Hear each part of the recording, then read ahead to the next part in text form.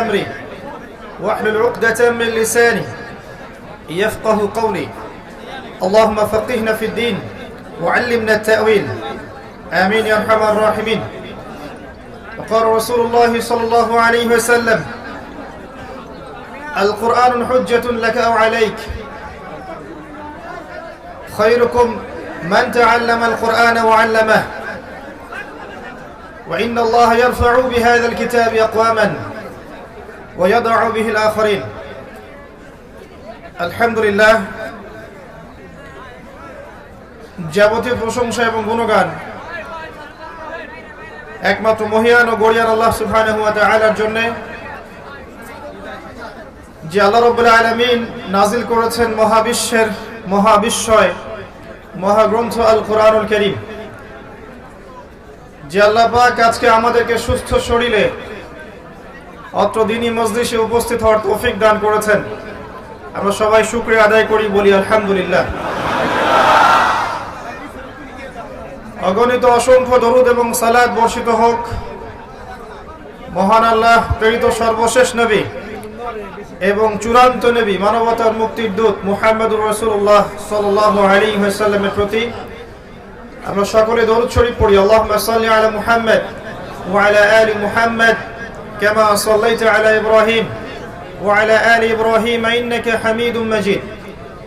আল্লাহুম্মা বারিক আলা মুহাম্মদ ওয়া আলা আলি মুহাম্মদ কামা বারাকতা আলা ইব্রাহিম ওয়া আলা আলি ইব্রাহিম ইন্নাকা হামিদুম মাজিদ। সম্মানিত দোহারবাসী, কেমন আছেন আপনারা? আলহামদুলিল্লাহ আলা কুল্লি হাল ওয়া ফি কুল্লি মাকান। বক্তব্য শুরু করার আগে কিছু কথা বলছি। এটা কোনো যাত্রা বা পালাগান বা কনসার্ট বা কোনো মিউজিক্যাল কম্পিটিশন, ফ্যাশন শো, ঠিক আছে, মুভি, সিনেমা, থিয়েটার, এগুলো কিছু নয়।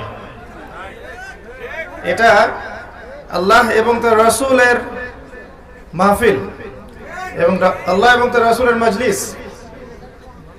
এখানে বসার, শোনার এবং বলার কিছু আদব আছে। এই আদবের খেলাফ কাজ করলে নেকির জায়গায় উল্টা গুনাহ হবে ইনশাআল্লাহ। এখনো কথা হচ্ছে আশপাশ থেকে, যাদের প্রবলেম হচ্ছে আপনারা চলে যান। দু চারজন চলে গেলে উম্মার কোনো ক্ষতি হয়ে যায় না। যদি প্রবলেম এতই হয়ে থাকে তাহলে চলে যান, ইউ ক্যান লিভ। যারা এখানে এসেছে ঈমানের সাথে, তাকওয়ার সাথে, আল্লাহর দ্বীনের কিছু কথা শোনার এবং জানার জন্য, তাদের জন্য পরিবেশটা বজায় রাখেন আল্লাহর ওয়াস্তে। এখানে বক্তা যিনি কথা বলবেন তাকে কোরআন এবং সুন্নাহ থেকেই কথা বলতে হবে এবং শ্রোতা যারা থাকবেন তাদের আচরণও হবে কোরআন সুন্নাহ মোতাবেক। আমি অনেক লেকচারে বলেছি, আর একবার বলছি, আল্লাহ পাক কুরআনুল কারীমে দুই ধরনের শ্রোতার কথা বলেছেন। সূরা বাকারার শেষের দিকে আছে ওয়াকালু সামি'না ওয়া আতা'না। মুমিনরা বলে আমরা শুনলাম এবং মেনে নিলাম। শুনতে হবে, দলিল প্রমাণ যাচাই করতে হবে, এরপরে যদি কোরআন এবং সুন্নাহর সাথে মিলে যায় তাহলে আপনাকে মানতে হবে।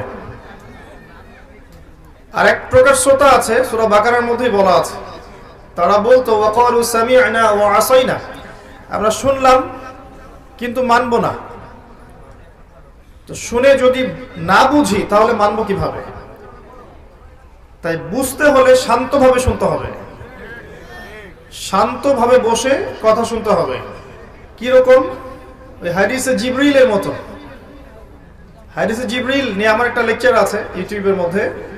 জিবরাইল আলাইহিস সালাম এই পৃথিবীর ইতিহাসে একটা মাত্র বার, অনলি ওয়ান টাইম, তিনি জনসমক্ষে এসেছিলেন মানুষের রূপ ধরে।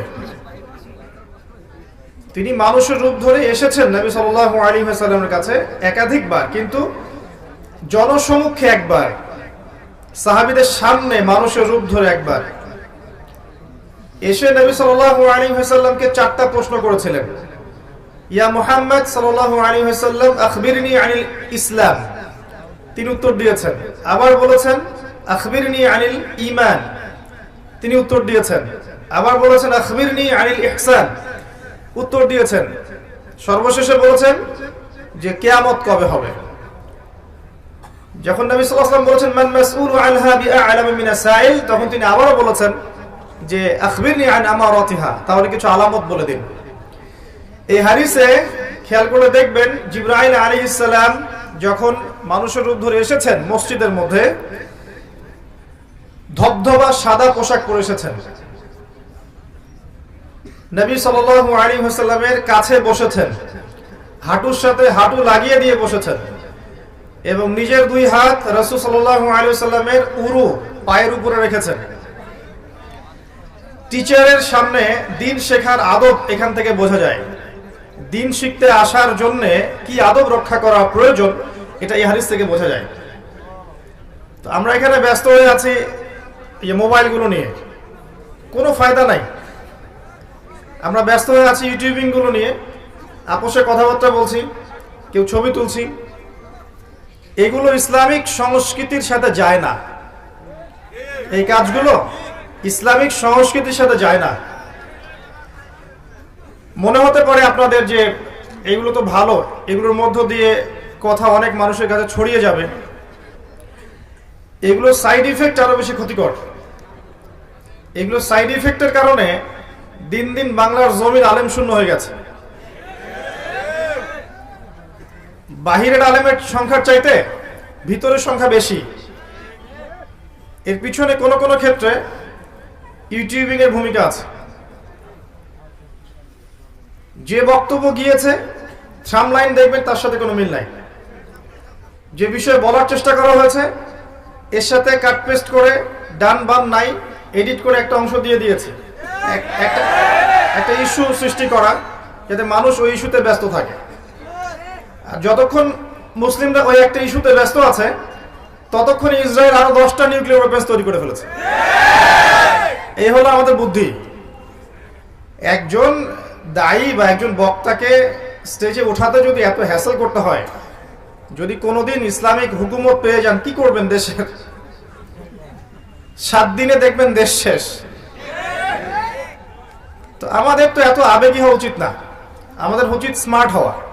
প্রত্যেকটা কাজ করবেন দিনের জন্য, আল্লাহকে রাজি খুশি করার জন্য এবং রাসূল সাল্লাল্লাহু আলাইহি ওয়াসাল্লামের তরিকায় এবং সর্বশ্রেষ্ঠ উপায়ে, সবচেয়ে সেরা মাধ্যমে স্মার্টলি ডিল করবেন।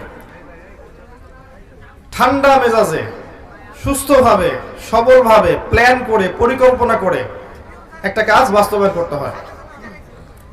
আর স্বভাবগতভাবে আমরা একটু আবেগী জাতি। আমি একটা কথা বারবার বলেছি এই মাহফিলের সিজনে, যে ইসলামের জন্য যদি কিছু করতে চান আবেগ নয় বিবেককে কাজে লাগান।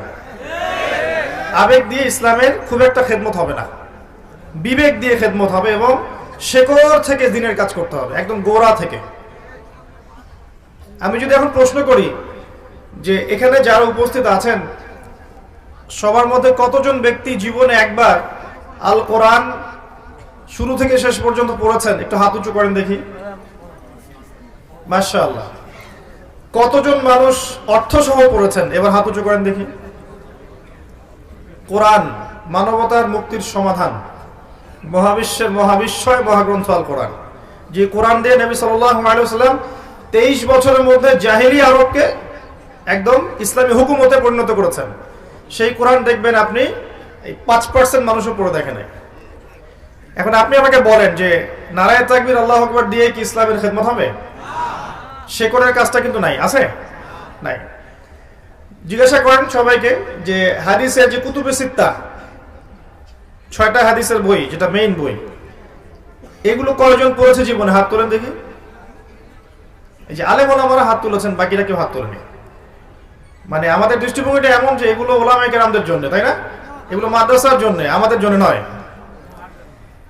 কতজন নবী সাল্লাল্লাহু আলাইহি ওয়াসাল্লামের সিরাত জীবনী গ্রন্থ পড়ে দেখেছেন জীবনে একবার? হাত উঁচু করেন দেখি। দেখেন আপনি সংখ্যাগুলো দেখেন। আরো জটিল সাবজেক্টে যদি যাই, ফিকহ কতজন পড়েছেন, ইসলামের হিস্ট্রি কতজন পড়েছেন, ইসলামিক অর্থনীতি কতজন পড়েছেন, ঠিক আছে? কতজন মানুষ হালাল রিজিকের সাথে সম্পৃক্ত? হাত তোলেন দেখি। সৎভাবে বলতে পারেন হালাল খায়ান, সুদ নাই, ঘুষ নাই, দুর্নীতি নাই, আত্মসাৎ নাই, হালাল খায়। আমার তো মনে হয় বেশিরভাগ হাত বেকারদের হাত, মিউজিকের টেনশনই নাই, হালাল হারামের কোনো টেনশনই নাই। বসে যে প্রশ্নগুলো আমি করছি দেখেন, পড়াশোনা করেছে কিনা, হালাল রিজিক খায় কিনা, আদর্শ পরিবার গড়েছে কিনা, আল্লাহর দিনের জন্য সময় দেয় কিনা, আলেম ওলামাদের সোহবতে গিয়ে দিন শিখছি কিনা, বা আল্লাহর পথে এই 40 দিন 3 দিন 3 দিন 7 দিন সময় দিচ্ছে কিনা, বেসিক প্রশ্নগুলো যদি করি আপনি দেখবেন বেশিরভাগ মানুষের উত্তর কিন্তু নেগেটিভ আসছে। বেশিরভাগ মানুষ এগুলো করছে না। তো শুধু আবেগ দিয়ে কিন্তু দিন কায়েম হবে না। শুধু আবেগ দিয়ে, সেলফি দিয়ে, আইওয়াশ করে, শোডাউন করে, জনবলের দাপট দেখিয়ে, অর্থের দাপট দেখিয়ে দিনের শেকড় থেকে খেদমত হবে না। এই মেসেজটাই আমি দিতে চাচ্ছি বিগত 1 মাস থেকে। সেটা হলো একদিনের এই জলসার নাম দিন ইসলাম নয়। 365 দিন আমাকে কোরআন সুন্নাহ মেনে চলতে হবে, এর নাম দিন ইসলাম। আজকের এই জলসার পরে যদি আমি দেখি, বা আমরা যদি দেখি দোহারের জামে মসজিদগুলোতে ফজরের জামাতে মানুষ নাই, তাহলে এই মাহফিল সার্থক নয়। যদি আমার কথা শোনার পরে আপনারা ফজরের সালাতে যান, তাহলে আমরা সফল সার্থক। যদি আমরা 5 ওয়াক্ত নামাজ পড়ি, সুদ ঘুষ দুর্নীতি ছাড়তে না পারি, আমরা সফল নই। যদি আমরা দান সদকা করি, ফরজ যাকাত না দিই, সফল নই। আমরা ইসলামের জন্য জীবন দিতে প্রস্তুত এমন মেন্টালিটি রাখি, এদিকে পর্নোগ্রাফি দেখছি, মাদক সেবন করছি, মিউজিক শুনছি, আপনার যে কনসার্ট করছি, এগুলো করছি, তাহলে আমি সফল নই। আমাকে টোটালিটি আনতে হবে ইসলামের মধ্যে। তো ভূমিকা অনেক লম্বা না করে আমি এখন মূল আলোচনা যাচ্ছি ইনশাআল্লাহ। আমরা আশা করব আমরা ইসলামের শেকড় থেকে কাজ করব। শেকড়টা কি? প্রথম কাজ পড়াশোনা করতে হবে। এবং আমি যে সাবজেক্টগুলোর কথা বলছি, আপনি জেনারেল লাইনেই পড়েন আর মাদ্রাসাতেই পড়েন, এই সাবজেক্টগুলো অবশ্যই পড়তে হবে। কোরআন এর আরবি ভাষা, আপনার কোরআনের তাফসির, ফিকহ, হাদিসের কিতাবগুলো, তারপরে রাসূল সাল্লাল্লাহু আলাইহি ওয়াসাল্লামের জীবনী, ইসলামের ইতিহাস, ইসলামের অর্থনীতি, তারপর ইসলামিক ভূরাজনৈতিক প্রেক্ষাপট। এর পাশাপাশি আপনিও পড়ছেন সায়েন্সে, বা কেউ আর্টসে, কেউ কমার্সে, কেউ মেডিকেল সায়েন্সে, বিবিএ, এমবিএ, ইঞ্জিনিয়ারিং, এগুলো সবই পড়বেন, কিন্তু আপনাকে এই সাবজেক্টগুলো পড়তে হবে। এরপরে দেখবেন ইনশাআল্লাহ আপনার দ্বারা আল্লাহ যদি কবুল করেন, এমন খেদমত হতে পারে উম্মার, যেটা আর 10 জন আলেমের দ্বারা হয় নাই, এমন হতে পারে আল্লাহ যদি কবুল করেন। আর মাদ্রাসা লাইনে পড়া মানুষরা যদি এই সাবজেক্টগুলো পড়েন, যেমন ইংরেজি, ম্যাথামেটিক্স, আইসিটি, সায়েন্স, তারপরে আপনার এই জিওপলিটিক্স, ইকোনমিক্স, এই সাবজেক্টগুলো যদি মাদ্রাসার আমাদের ওলামায়ে কেরাম এবং তালেবে ইলমরা পড়েন, তাহলে ইনশাআল্লাহ দেখবেন ওই পাগড়ি মাথায় দিয়ে বিশ্ব শাসন করবে ইনশাআল্লাহ। পাগড়ি মাথা দিয়েই বিশ্ব শাসন করবে ইনশাআল্লাহ। আর ওয়ার্ল্ড রুল করবে সামনে মুসলিমরাই, কোনো সন্দেহ নাই। এই বিশ্বকে রুল করবে সামনে ওই মোল্লা মুন্সিরাই, এতে কোনো সন্দেহ নাই। আর ইসলাম জেনারেল শিক্ষিত মানুষদেরকে দিনের পথে আসতে, দিন শিখতে, প্রচার প্রসার করতে কখনো বাধা দেয়নি। এই সাবজেক্টগুলো পড়ার মধ্য দিয়ে আপনি নিজেকে তৈরি করে আসুন, ইনশাআল্লাহ দেখবেন আপনার দ্বারাও এমন খেদমত আল্লাহ কবুল করবেন যেটা আর 10 জনের দ্বারা আল্লাহ করেন না ইনশাআল্লাহ। এটা প্রথম কাজ। এরপরে আপনার জানা অনুযায়ী আমলটা দরকার বেশি। 2 নাম্বার, আমরা অনেক জানি হয়তো, কিন্তু জানা অনুযায়ী আমল হচ্ছে না। জানা অনুযায়ী আমলের সবচেয়ে সেরা এক্সাম্পল হচ্ছে রাসূলুল্লাহ সাল্লাল্লাহু আলাইহি ওয়াসাল্লাম। আমরা যদি আমাদের দিন রাতগুলোকে, 24 ঘন্টা দিন রাতকে নবী সাল্লাল্লাহু আলাইহি ওয়াসাল্লামের সুন্নাহ দিয়ে ভাগ করি, ঘুমাতে যাওয়ার সুন্নাহ, ওঠার সুন্নাহ, বাথরুমে যাওয়ার সুন্নাহ, বের হওয়ার সুন্নাহ, ওযুর সুন্নাহ, ঠিক আছে, খাবার সুন্নাহ, নামাজের সুন্নাহ, জিকির আজগার, তিলাওয়াত, দোয়া, ব্যবসা বাণিজ্য, চাকরি বাকরি, পরিবারকে সময় দেয়া, পুরো জীবনটাকে যদি আমরা রাসূল সাল্লাল্লাহু আলাইহি ওয়াসাল্লামের সুন্নাহ মতো সাজাই, তাহলে দেখবেন জানা অনুযায়ী আমলটা হয়ে যাবে ইনশাআল্লাহ। আর আমল না হওয়া পর্যন্ত এই লেকচারগুলো দেওয়া খুব ডেঞ্জারাস। মানে আপনারা যে জায়গায় বসে আছেন, সবচাইতে ঝুঁকিপূর্ণ জায়গায় বসে আছে আমি এখন। কারণ হচ্ছে আল্লাহ পাক সূরা সফের মধ্যে বলেছেন, ইয়া আইয়ুহাল্লাযীনা আমানু, হে মুমিনগণ, লিমা তাকুলুনা মা লা তাফআলুন, তোমরা এমন কথা কি জন্য বলে বেড়াও যে কাজ তোমরা নিজেরাই করো না। কাবুরা মাকদান ইনদাল্লাহি আন তাকুলু মা লা তাফআলুন, আল্লাহর কাছে অত্যন্ত নিকৃষ্ট, ঘৃণিত এটা যে তোমরা কিছু বলবে কিন্তু করবে না। তো যারা বক্তা, যারা দায়ী, যারা বক্তা, যারা আলেম, স্কলার, তারা সবচেয়ে ডেঞ্জারাস আসনে বসে আছে। ইলম অনুযায়ী যদি আমল না হয় তাহলে কি হবে জানেন? সহিহ বুখারী হাদিসে আসছে যে একজন ব্যক্তি জাহান্নামে যাবে, জাহান্নামের আযাবের ফলে তার নাড়ি ভুঁড়ি বের হয়ে আসবে, নাউযুবিল্লাহ, এবং সে নাড়ি ভুঁড়ির চারদিকে ঘুরতে থাকবে। অন্য জাহান্নামীরা একত্রিত হয়ে তাকে জিজ্ঞাসা করবে যে আলাস্তা কুনতা তা'মুরুনা বিল মা'রুফ ওয়া তানহাউনা আনিল মুনকার, তুমি কি পৃথিবীতে মানুষকে সৎ কাজের আদেশ করতে না, অসৎ কাজে নিষেধ করতে না? তো ফামা বালুক, তোমার কি হয়েছে আজকে? সেই ব্যক্তি বলবে যে আমি মানুষকে সৎ কাজের আদেশ করতাম ঠিকই, কিন্তু আমি নিজেই সেই কাজ করতাম না, নাউযুবিল্লাহ। আর আমি মানুষকে অসৎ কাজ থেকে নিষেধ করতাম, কিন্তু আমি নিজেই সেই কাজ করতাম। তো সবচেয়ে ঝুঁকিপূর্ণ চেয়ারে কে বসে আছে? এখন আমি বসে আছি। আর আপনি বিশ্বাস করেন যারা আমরা এই চেয়ারে বসি তাদের মাঝে এমন অনেক মানুষ আছে যাদের কলিজাগুলো যদি আল্লাহ পাক বের করে দেখাতেন তাহলে দুর্গন্ধে আমার লেকচার শুনতে আসতেন না। কথা বুঝতে পারেন নাই না? এমন অনেক মানুষ আছে যারা এই চেয়ারে বসে দিনের কথা বলছে, যাদের কলিজাগুলো যদি আল্লাহ পাক খুলে বের করে দেখাতেন তাহলে আপনি আর আমার লেকচার শুনতে আসতেন না। ডেঞ্জারাস অবস্থা। আরেকজন ব্যক্তিকে জাহান্নামের শাস্তি দেওয়া হবে, প্রচন্ড দুর্গন্ধ ছড়াবে। এই হাদিসটা ফয়জুল কালাম বইয়ের মধ্যে আছে, মাদ্রাসায় পড়ানো হয়, যে অন্য জাহান্নামীরা এসে বলবে আগে থেকেই আমরা অনেক শাস্তির মধ্যে ছিলাম, তুমি কি আমল করতা পৃথিবীতে, তোমার আমলের কারণে আজকে দুর্গন্ধে থাকা যাচ্ছে না, নাউযুবিল্লাহ। সেই ব্যক্তি বলবে যে আমি ইলম অর্জন করেছিলাম, আমার ইলম আমার উপকারে আসেনি, মানে আমি ইলম অনুযায়ী আমল করতে পারি না। যা শুনছেন তা যদি আমল না করেন, শুধু এই যে রেকর্ডিং এ ব্যস্ত থাকেন, লাইভে ব্যস্ত থাকেন, আজকে মাহফিল শেষ লেকচার ভুলে যান, তাহলে কাজের কাজ কিছু হবে না। কিন্তু আর আমি এটা বিশ্বাস করি, যদি আমি কথাগুলো মন থেকে বলি, আল্লাহকে রাজি খুশি করার জন্য বলি, আমার নিয়ত যদি ঠিক থাকে, আমার কথা আপনার দিলের উপর তাসির হবে ইনশাআল্লাহ। আমার ভিতরে ভেজাল থাকে, আমার কথা আপনার দিলে কোনো তাসির হবে না। আপনি দেখবেন লক্ষ লক্ষ মাহফিল হচ্ছে, আপনি নিজে চিন্তা করেন কতটুকু তাসির হচ্ছে আপনার, নিজে ভাবেন কতটুকু তাসির হয়েছে, কি পরিবর্তন আসছে। আর যে মানুষগুলোকে দিয়ে তাসির হয় তারা তো এখন নাই মাঠে। যে মানুষগুলোর কথা শুনলে মানুষের হৃদয়ের মধ্যে আল্লাহর ভয় জাগে, মিউজিক ছেড়ে দেয়, সুদ ছেড়ে দেয়, হারাম ছেড়ে দেয়, জীবনটাকে আল্লাহর জন্য দেওয়ার মতো প্রত্যয় ব্যক্ত করে, এরা তো নাই আজকে। কার কথা শুনবে না? তো শুধু শোনা নয়, শোনা অনুযায়ী আমলের প্রয়োজন আছে। আর এই আমলের সবচেয়ে সেরা এক্সাম্পল হচ্ছে আমাদের নবী, প্রিয় নবী সাল্লাল্লাহু আলাইহি ওয়াসাল্লাম।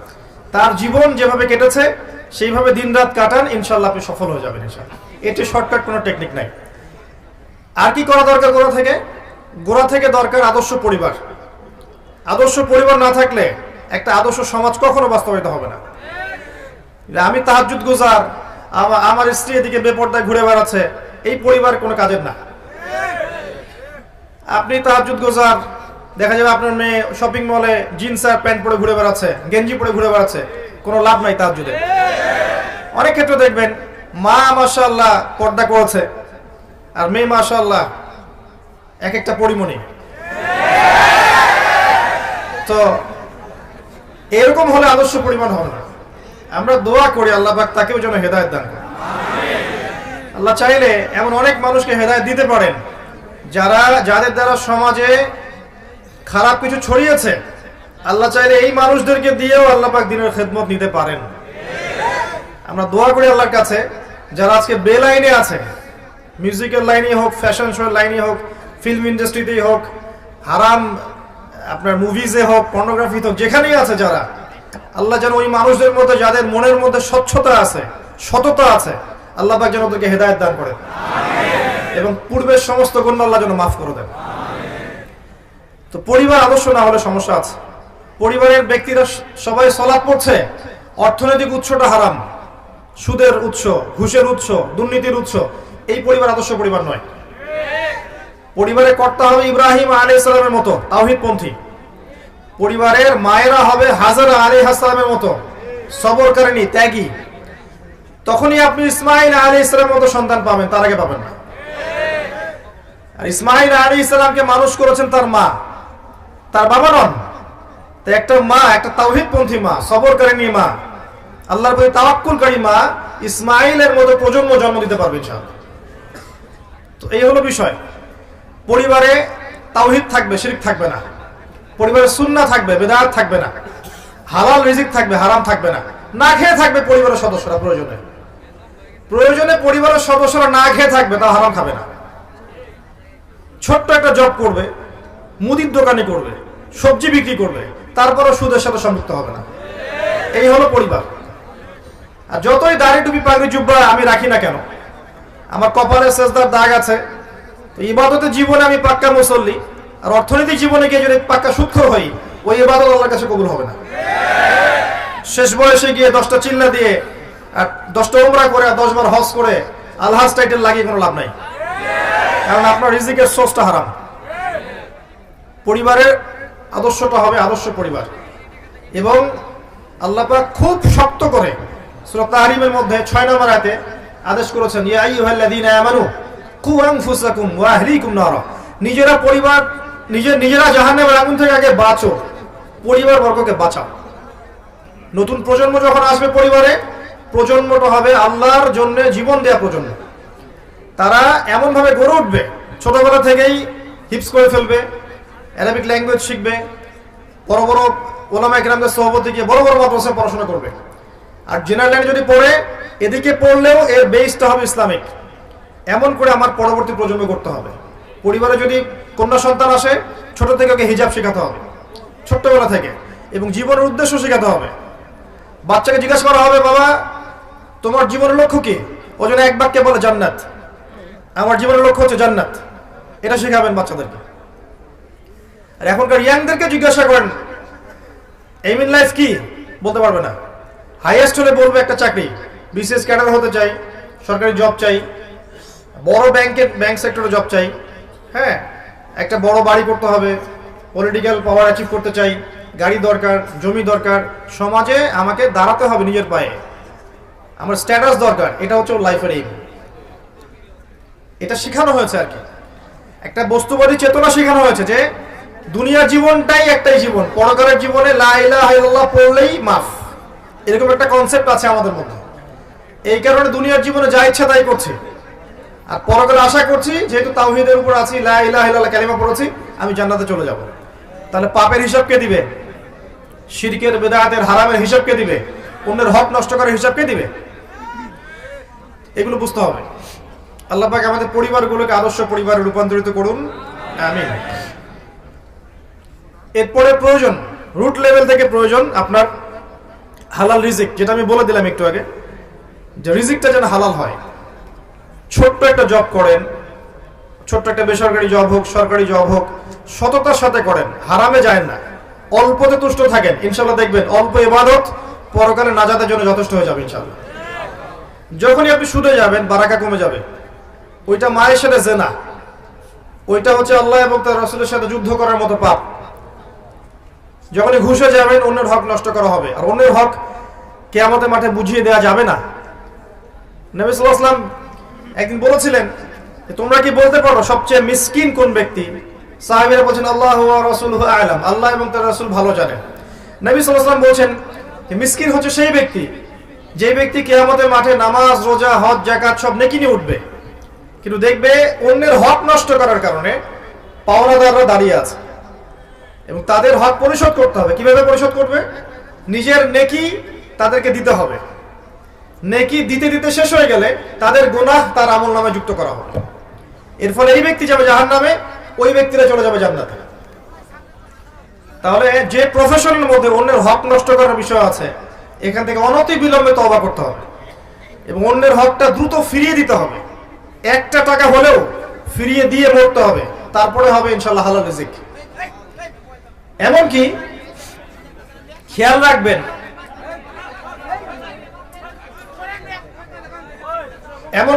রাখবেন, কারো বাসায় খেতে গিয়েছেন, ওইখানেও খেয়াল রাখবেন যে তাদের রিজিকের সোর্সটা কি। কারো বাসায় দাওয়াত খেতে গিয়েছেন, বসেই ভরপেট খাওয়ার দরকার নাই।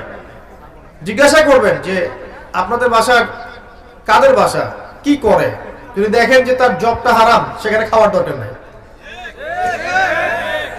কিছু কিছু বিষয় আছে, আপনি কোরআন তেলাওয়াত করেন, মাশাআল্লাহ, কোরআন হাদিস পড়েন, মনের মধ্যে নূর আসবে, রাস্তায় বের হন, 10টা নগ্ন মেয়ে আপনার চোখে পড়লে নূরটা চলে যাবে। আমার কথা বোঝেন? কোরআন সুন্নাহ পড়েন, গবেষণা করতে থাকেন, দেখবেন যে মনের মধ্যে নূর ফিল করবেন, আল্লাহর রহমত, নূর ফিল করবেন, প্রশান্তি ফিল করবেন। বাইরে বের হন, একটা শপিং মলে ঘুরে আসেন ঢাকা, দেখবেন নূর চলে গেছে। ইফেক্ট হয়, কাজের কি ইফেক্ট হয়। আপনি বাজ বিচার না করে হারাম খেতে থাকেন, দেখবেন এই শরীর দিয়ে আপনি নামাজে মনোযোগ পাচ্ছেন না, রোজা রাখলে তৃপ্তি পাচ্ছেন না, ইবাদত করে স্বাদ পাচ্ছেন না, কারণ আপনার রক্ত মাংসগুলো হারাম ভাবে তৈরি হয়েছে। রিজিকের ব্যাপারে সতর্ক থাকেন। আদর্শ পরিবার গড়তে হলে রিজিকটা সুন্দর থাকতে হবে। এরপরে দরকার কি? আত্মশুদ্ধি। আত্মশুদ্ধি কি জিনিস? মনের মধ্যে যত খারাপিয়াত আছে, যেমন হিংসা, গীবত, তহমত, অহংকার, হঠকারিতা, মুনাফিকি, যত খারাপ দোষ আছে মনের মধ্যে, এগুলোকে বের করতে হবে। এগুলো বের না করা পর্যন্ত আপনার মনটা কিন্তু তাসকিয়া, আত্মশুদ্ধি অর্জন করতে পারবে না। কি করলে বের হবে এগুলো? বেশি বেশি কবরের ফিকির করলে বের হবে। বেশি বেশি কবরের চিন্তা করেন, পরকালের চিন্তা করেন, আল্লাহর সামনে দাঁড়াতে হবে এই চিন্তা করেন, দেখবেন মন নরম থাকবে ইনশাআল্লাহ। বেশি বেশি কোরআন তেলাওয়াত করেন, মনটা নরম সফট হবে ইনশাআল্লাহ। বেশি থেকে বেশি আল্লাহর জিকির করেন, সুবহানাল্লাহ, আলহামদুলিল্লাহ, লা ইলাহা ইল্লাল্লাহ, আল্লাহু আকবার, লা হাওলা ওয়ালা কুওয়াতা ইল্লা বিল্লাহ পড়তে থাকেন, মনটা নরম হবে ইনশাআল্লাহ। বেশি থেকে বেশি দান সাদাকা করেন, মনটা নরম হবে। ইতিমের ভরণ পোষণের দায়িত্ব নেন, মনটা নরম হবে। বিধবার দায়িত্ব নেন, মনটা নরম হবে। দেখবেন ইতিমের মাথায় হাত বুলান, মনটা নরম হবে। বেশি থেকে বেশি আল্লাহর কাছে দোয়া করেন, মন নরম হবে। একটু কম খান, একটু কম ঘুমান, একটু কম হাসেন, একটু কম কথা বলেন, মানুষের সাথে কম মেশেন, মন নরম হবে। এগুলো যত বেশি করবেন মন শক্ত হয়ে যাবে। আর মন যত শক্ত হবে, সেই মনের মধ্যে আল্লাহর নূর আসবে না। আল্লাহর নূর না আসলে, কলবের মধ্যে আল্লাহর নূর না আসলে, আপনি কবরে নূর পাবেন না এবং আপনি পুলসিরাতে নূর পাবেন না, আত্মশুদ্ধি অর্জন করতে পারবেন না। একটা কথা বলি, যখন আপনার হৃদয়ের মধ্যে নূর আসবে আল্লাহর পক্ষ থেকে, আপনি দেখবেন আপনি এমন কিছু বুঝতে পারছেন যেটা 8-10 জন পারছে না। আপনি এমন কিছু শুনবেন, এমন কিছু দেখবেন যেটা 8-10 জন দেখবে না। আপনি আল্লাহর নূর দিয়ে দেখবেন ইনশাআল্লাহ তাআলা। আল্লাহ পাক আমাদেরকে নূর অর্জন করার তৌফিক দান করুন। রব্বানা আতমিম লানা নূরানা ওয়াগফির লানা ইন্নাকা আলা কুল্লি শাইইন কাদির। আমরা এখন এই কথা শুনছি, এদিকে একটু আপনারা বসে পড়েন প্লিজ, আল্লাহর ওয়াস্তে বসে পড়েন, আল্লাহর ওয়াস্তে বসে পড়েন।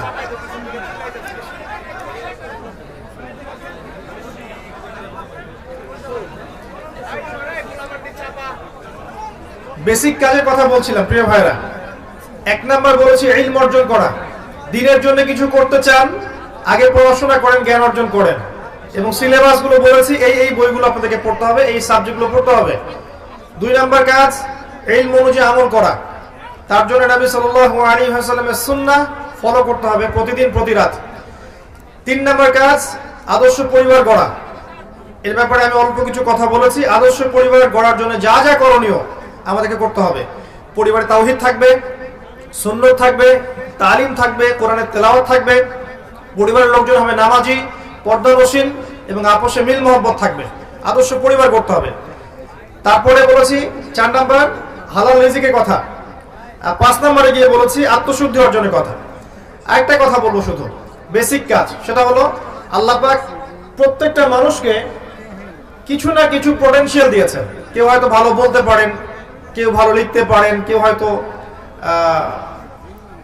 ভালো অ্যাসোসিয়েট করতে পারেন, কেউ বিভিন্ন প্রজেক্ট লঞ্চ করতে পারেন। এক এক মানুষকে আল্লাহ পাক এক এক পটেনশিয়াল দিয়েছেন। আপনাকে খুঁজে বের করতে হবে যে আপনার প্রতিভা কোনটা, এবং সেই প্রতিভাটাকে আপনাকে দিনের পথে কাজে লাগাতে হবে।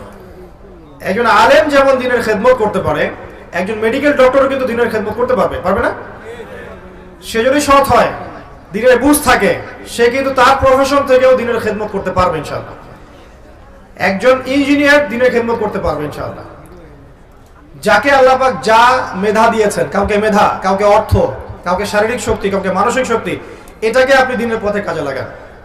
এতিমের একটা প্রজেক্ট করেন, বিধবাদের নিয়ে প্রজেক্ট করেন, আপনি অসহায় নারী শিশুদেরকে নিয়ে কোনো প্রজেক্ট করেন, মানবতার কল্যাণে কোনো প্রজেক্ট করেন, একটা মাদ্রাসা করেন, একটা মসজিদ করেন, একটা ইসলামিক কোনো সংগঠন করেন, কিছু একটা করেন যেটাতে আপনার দিনের পথে এগিয়ে যাওয়া সহজ হয় এবং উম্মার খেদমত হয়, কল্যাণ হয়। ইনশাআল্লাহ দেখবেন এই ছোট্ট ছোট্ট খেদমতগুলো ভবিষ্যতে বড় বিজয় নিয়ে আসবে ইনশাআল্লাহ তাআলা। এগুলো বেসিক কাজ। এগুলো আগে কেন বললাম? বিকজ এই কাজগুলো না করে আমরা যদি শুধুমাত্র আবেগী হই, শোডাউন করি, আইওয়াশ দেখাই, ঠিক আছে, আত্মহমিকায় ভুগি, আমরা অনেক জনসংখ্যা আমাদের অনেক বেশি, এগুলোতে ফখরে ভুগি, কি বলে ভুগি, তাহলে দেখবেন দিন দিন ইসলামের জমিন সংকুচিত হয়ে আসবে। এবং যেটা হচ্ছে আর অনেকে বলবেন যে কই হচ্ছে, আমি তো দেখতে পাচ্ছি না। আপনি দুই চোখ দিয়ে দেখেন, বাহ্যিক চোখ না, ভেতরের চোখ দিয়েও দেখেন। প্রচুর কথা হচ্ছে, আমি মনোযোগ হারাচ্ছি। দেখেন, আমি মনোযোগ হারালে কিন্তু লেকচারটা আপ টু দ্য মার্ক দিতে পারবো না। আমি কিছু চিন্তা করে এসেছি বলার জন্য, মনোযোগ ব্যাহত হয় বারবার, তাহলে আপনারা ক্ষতিগ্রস্ত হবেন। আল্লাহর রাস্তায় বসেন, আমরা হয়তো আর 1 ঘন্টা কথা বলবো, হাইয়েস্ট 1 ঘন্টা সবর করেন আল্লাহর জন্য। আল্লাহ পাক তৌফিক এনায়েত করুন, আমিন। তো আমরা সবাই চাই যে ইসলামের বিজয় হোক, আমরা সবাই জান্নাতে যাই, জাহান্নাম থেকে বাঁচি, তাই না? আমরা প্রত্যেকেই চাই আমরা আল্লাহ সন্তুষ্টি পাই।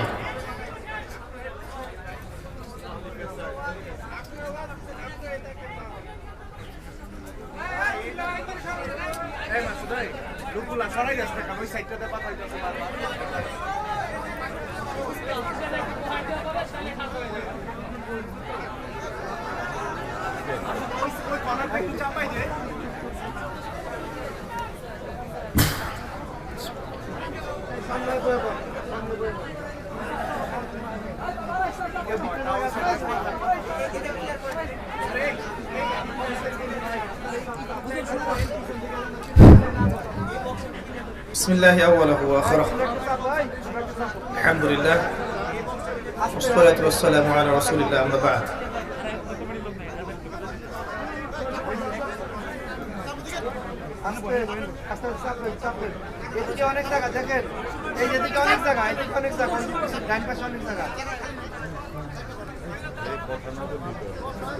আপনারা বসেন প্লিজ, আর কেউ কথা বলবেন না, প্লিজ বসেন, বসেন।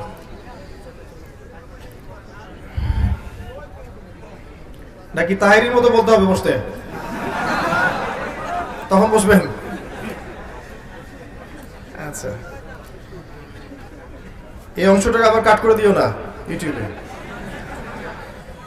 ইউটিউবার যারা আছো, দিন প্রচার করবেন, যারা আছেন যেভাবে প্রচার করা দরকার এমন কিছু করবেন না যাতে উম্মার ক্ষতি হয়ে যায়। মনে রাখবেন, একজন আলেম এর জায়গা একজন ইউটিউবার নিতে পারবে না। শত শত ইউটিউবার একজন আলেমের জায়গা পূরণ করতে পারবে না, ঠিক আছে? তো দুনিয়ার স্বার্থে নয়, তাদের নসিহত করবো, দুনিয়ার স্বার্থে নয়, দিনের জন্য দিনের কাজ করে, যে কাজটা করলে দিনের উপকার হবে। আর কখন কোন অংশটুকু দিতে হবে আর কখন কোনটা দেওয়া যাবে না, এই ইন্টেলেক্টটা থাকা উচিত, ঠিক আছে? কারণ আমাদেরকে আমাদের ভালো বুঝতে হবে। মুসলিমদের ভালো হচ্ছে যে কাজগুলোর কথা বললাম, তাওহীদে আমাদের ভালো, সুন্নতে আমাদের ভালো, হালাল রিজিকে আমাদের ভালো, আকীদার সংশোধনে আমাদের ভালো, আদর্শ পরিবারের মধ্যে আমরা ভালাই পাবো, আমরা একটা পরবর্তী ভালো প্রজন্ম করতে পারলে ভালাই পাবো, ইসলামিক ভালো প্যারেন্টিং দিতে পারলে ভালাই পাবো, ইসলামিক ইকোনমিক্স স্ট্যাবলিশ করতে পারলে ভালাই পাবো। আমাদেরকে বুঝতে হবে যে কোথায় আমাদের ভালো আছে এবং কারা আমাদের স্পষ্ট শত্রু। তাদের জন্য সুযোগ সৃষ্টি করে দেয়া কোনো বুদ্ধিমানের কাজ হবে না, হবে? আচ্ছা, আমরা সবাই চাই দিনের খেদমত হোক, কল্যাণ হোক, বিজয় হোক। এই জন্য প্রথম যে কাজটা করা দরকার, আমি পরের অংশটা শুরু করছি, সেটা হলো আমাদেরকে পরিস্থিতিটা আগে বুঝতে হবে, কোন সিচুয়েশন আপনি বাস করছেন। যদি ফিতনাময় পরিবেশে বসবাস করার পরে আপনার কাছে মনে হয় যে আপনি জান্নাতের মধ্যে আছেন, এভরিথিং ইজ গোয়িং পারফেক্ট, তাহলে আপনি ভুল করবেন। প্রথমে বুঝতে হবে কোথায় বসবাস করছি আমরা। আমরা এমন একটা বিশ্বে বসবাস করছি এখন 2021-22 সালে যেই বিশ্বে ইসলামিক কোনো খিলাফা নেই, এক নম্বর কথা। দুই নম্বর, জিউস এবং খ্রিস্টান যারা আছে, জায়নিস্ট যারা আছে, ইহুদি খ্রিস্টান বিশাল পরাশক্তি যারা আছে, এরা আজকে বিশ্বের বুকে অনেক উন্নত, অস্ত্রের দিক থেকে, সামরিক দিক থেকে, পলিটিক্যাল দিক থেকে, ইকোনমিক্যাল দিক থেকে, প্রত্যেকটা দিক থেকে তারা আজকে স্ট্রং। আমাদেরকে বুঝতে হবে আমরা কোন জায়গায় আছি এখন। মিডিয়া ওদের হাতে, প্রযুক্তি ওদের হাতে, সমরাস্ত্র ওদের হাতে, প্রশিক্ষণ ওদের হাতে, ব্যাংকিং সিস্টেম ওদের হাতে, পলিটিক্যাল সিস্টেম ওদের হাতে, ইউনাইটেড নেশনস ওদের হাতে, IMF ওদের হাতে, ন্যাটো ওদের হাতে, ওয়ার্ল্ড ব্যাংক ওদের হাতে, সবকিছু ওদের হাতে। পারমাণবিক সব ওয়েপন্স বেশিরভাগই ওদের হাতে। আপনাকে আমাকে বুঝতে হবে কোন জায়গায় মুসলিমরা এখন বসবাস করছে।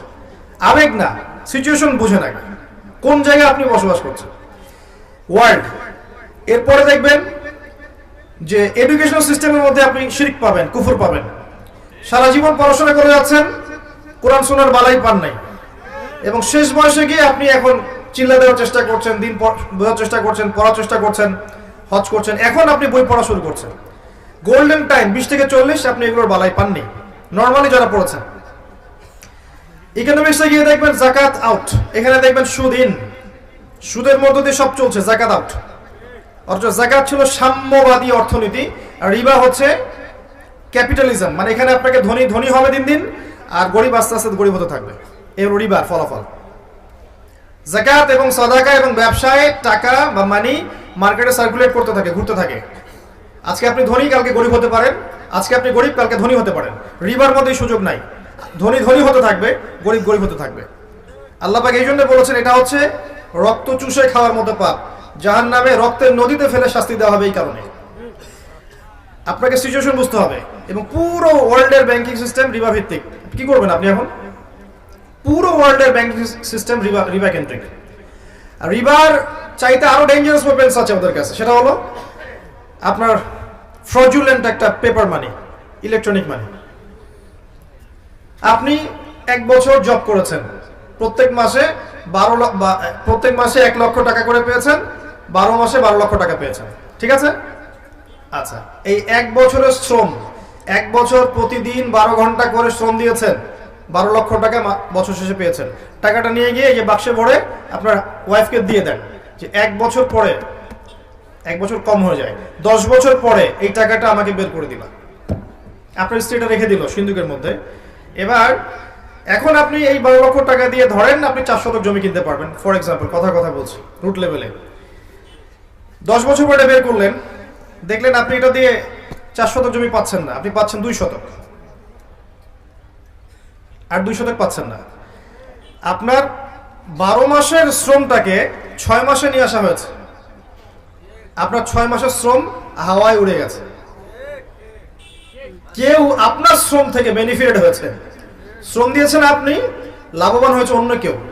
এই জন্য তাকিয়ে দেখবেন বিশ্বের একটা সভ্যতা দিন দিন উঁচু হচ্ছে, একটা সভ্যতা, পৃথিবীর একটা অংশ দিন দিন ধনী হচ্ছে, আর বাকি অংশ থেকে তাকিয়ে দেখবেন দিন দিন দারিদ্রতা, প্রভার্টি, ডিস্ট্রিবিউশনে যাচ্ছে। যখনই এদের বিরুদ্ধে কথা বলতে যাবেন দেখবেন টাকার মান পড়ে যাবে ধাপ করে। টার্কি চেষ্টা করেছিল, মান পড়ে যাচ্ছে। ইন্দোনেশিয়া চেষ্টা করেছিল, মান পড়ে গেছে। ভেনিজুয়েলা চেষ্টা করেছিল, মান পড়ে গেছে। যেই চেষ্টা করবে মান কমে যাবে। মানে এটা আপনার অন্য কোনো জায়গা থেকে নিয়ন্ত্রণ করা হয়। তা আপনি যদি এমন হতো যে আপনি 12 মাস জব করেছেন, 12 লক্ষ টাকা আপনাকে দেয়া হয় নাই, আপনাকে 12,000 দিনার দেয়া হয়েছে, বা 12,000 দিরহাম দেয়া হয়েছে। এটা আবার কি জিনিস? দিনার আবার কি জিনিস? দিরহাম আবার কি জিনিস? কোনদিন তো নাম শুনি নাই। সূরা ইউসুফ পড়েছেন? সূরা ইউসুফ আলাইহিস সালামকে কি দিয়ে কিনেছিল? দিরহাম দিয়ে। সূরা আলে ইমরানের মধ্যে দেখবেন দিনারের কথা আছে। আচ্ছা, মনে করেন দিনার এবং দিরহামে আপনাকে স্যালারি দেওয়া হয়েছে। এবার এটা আপনি রেখে দিলেন ওয়াইফের কাছে, 10 বছর পর বের করবা। সে 10 না 20 বছর পর বের করে দিয়েছে আপনাকে। আপনার শ্রমের মান কমবে? আপনার মুদ্রার মান কমবে? এই কথাটাই বুঝাতে ব্যর্থ হয়েছি বিগত 5 বছর থেকে, যে ইসলামিক যে মুদ্রা, এর ইন্ট্রিনসিক একটা ভ্যালু থাকে, অন্তর্নিহিত একটা মান থাকে, যেই মানটা ওর ভিতরেই থাকে, বাইরে থাকে না। আপনার যে সিস্টেমটা চলছে এর মান ভিতরে নেই, বাইরে আছে, এবং এই মানটা অন্য জায়গা থেকে নিয়ন্ত্রণ করতে পারবে, নিয়ন্ত্রণ করে আপনার শ্রমটা কেড়ে নিবে। সূরা নাজমে আল্লাহ পাক বলেছিলেন একটা কথা, যে একটা ভুলে গেলাম এই মুহূর্তে, মানুষ তাই পাবে যা সে চেষ্টা করে। এরকম একটা কথা আছে না? হ্যাঁ, লাইসা লিল ইনসান ইল্লা মা সাআ। মানুষ চেষ্টার বাইরে কিছু পাবে না, তাই তো? মানুষ চেষ্টার বাইরে কিছুই পাবে না। আপনি অর্থ উপার্জনের চেষ্টা করবেন, আপনি পাবেন। আপনি ফল, বীজ রোপণ করবেন, গাছ হবে, ফল খাবেন। আপনি এখানে বীজ রোপণ করলেন, গাছ হলো, আপনি পরিপূর্ণ ফলটা খেতে পারছেন না, ফল অন্যজন খাচ্ছে। আমি যদি আপনাকে বলি যে আমার ফার্মে আপনি জব করেন, 1 বছর জব করবেন, 12 ঘন্টা করে পার ডে, কিন্তু আমি বছর শেষে আপনাকে 6 মাসের স্যালারি দিব, আপনি নেবেন? কোনো পাগলেও নিবে? কিন্তু আমরা এটা করছি, কিছু করার নাই, কারণ সিস্টেমটা ওদের হাতে। ওয়ার্ল্ডের সিচুয়েশন বুঝতে হবে আপনাকে। ইনশাআল্লাহ ঈসা ইবনে মারইয়াম আসলে এই সিস্টেম থাকবে না, ইনশাআল্লাহ আযজা ওয়া জাল আল মাহদি আসলে এই সিস্টেম থাকবে না। ঠিক, প্রতারণাপূর্ণ ইকোনমিক্স। মুফতি তাকি উসমানী শাইখের বইগুলো পড়েন, অন্যদের কথা বাদ দেন। হানাফি মাযহাবের অন্যতম বড় একজন উলামায়ে কেরামের একজন আল্লামা তাকি উসমানী শাইখ, উনার ইকোনমিক্সের সিরিজ আছে, এই বইগুলো পড়েন, পড়লে বুঝতে পারবেন কি চলছে প্রতারণা, ধোঁকাবাজি। এরপরে আবার রিবা আছে, এভাবে তো মান কমলে তারপর আবার সুদ আছে। এবার সুদ দিতে থাকেন, সুদ, বোগাস মনিটরি সিস্টেম, এগুলো দিয়ে রক্ত চুষতে চুষতে ওয়ার্ল্ডের একটা অংশ দিন দিন ধনী হয়ে গেছে, একটা অংশ দিন দিন দারিদ্রতার অতল তলে যাচ্ছে। হ্যাঁ, আপনি সফল হতে পারবেন যদি আপনি ওদের দাসত্ব করেন। এই সিস্টেমের মধ্যে থেকেও সফল হওয়া যাবে যদি ওদের দাসত্ব করা যায়। ওরা যা বলবে শুধু বলবেন ইয়েস স্যার, সামি'না ওয়া আতা'না, সমস্যা হবে না ইনশাআল্লাহ। কিন্তু যদি ওদের অন্যায়গুলোর প্রতিবাদ করতে যান, তখন দেখবেন বাঁকা চোখে দেখবে। এখন আমাদের দেশকেও তো বাঁকা চোখে দেখছে না? আমাদের দেশের প্রশাসনকে পর্যন্ত নিষেধাজ্ঞা দিয়ে দিচ্ছে না? আগে যখন বলেছিলাম আমাকেই বলেছিল যে ভালো মন্দ, এখন বোঝেন যাদের কথা বলেছি এদের চরিত্র এরকমই, এরা এদিকেও চোখ রেখেছে, আমাদের দেশের দিকেও খারাপ চোখ রেখেছে। শত্রুকে চিনতে হবে। আল্লাহ পাক বলেছেন লা তাত্তাখিযুল ইয়াহুদা ওয়ান নাসারা আউলিয়া বা'দুহুম আউলিয়াউ বা'দ, এমন সব জিউস এবং খ্রিস্টানদেরকে বন্ধুরূপে গ্রহণ করো না যারা একে অপরের বন্ধু। ওয়া মান ইয়াতাওয়াল্লাহু মিনকুম ফাইন্নাহু মিনহুম, তোমাদের মধ্যে কেউ যদি ওদের দিকে মুখ ফেরায় সে ওদের অন্তর্ভুক্ত, আমাদের কেউ না। তো এখন দেখেন এদিকেও চোখ দিচ্ছে, রিজার্ভ ব্যাংকের টাকা সরিয়ে দিতে বলছে, দেখেছেন? টাকা সরাতে বলছে, কি জন্যে? ভালো নজর নেই। ওরা কখনোই তাওহীদ পন্থীদেরকে সহ্য করতে পারবে না। ওরা কখনোই রাসূলুল্লাহ সাল্লাল্লাহু আলাইহি ওয়াসাল্লামের সুন্নাহ যারা ভালোবাসে এদেরকে সহ্য করতে পারবে না। আল্লাহ পাক ওই খাসলত দিয়ে ওদেরকে সৃষ্টি করেননি। They want to rule the world, তারা সারা ওয়ার্ল্ডকে শাসন করতে চায়।